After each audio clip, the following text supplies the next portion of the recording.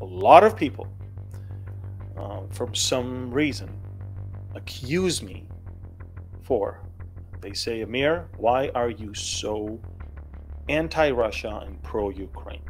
I'm not anti-Russia, pro-Ukraine. I'm anti a decision to invade into a sovereign country and kill over 100,000 soldiers and between 20 to 40,000 civilians, obviously. Some people are telling me, well, Amir, Russia is fighting against Nazis. They're fighting against, you know, the new world order, all of this thing.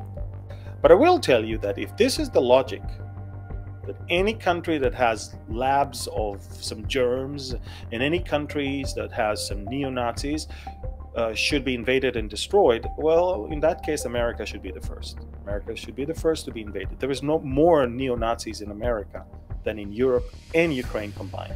The way Putin talks is from 2014, Ukraine turned Nazi. That's how he says. Now remember, as long as there was a pro-Russian president in Ukraine, he never called them Nazis. They were allies. They were part, almost same blood. Now, but let me tell you now why I understand why Putin did that. I don't necessarily agree, support, but I understand.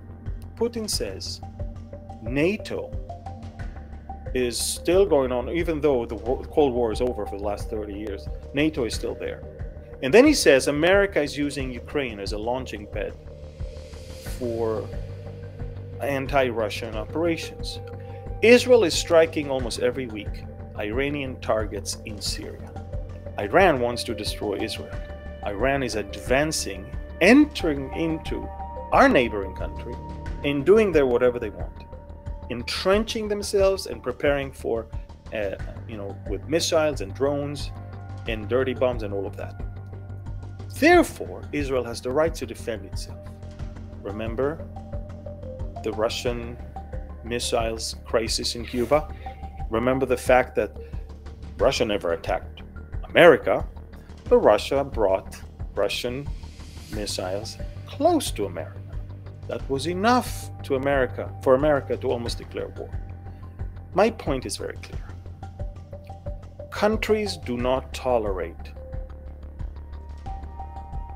a growing danger from a third party using their neighbors. The Soviets lost 15,000 in 10 years in Afghanistan, and they lost 150,000 in 1 year in Ukraine. This is a disaster Russia has not seen for decades.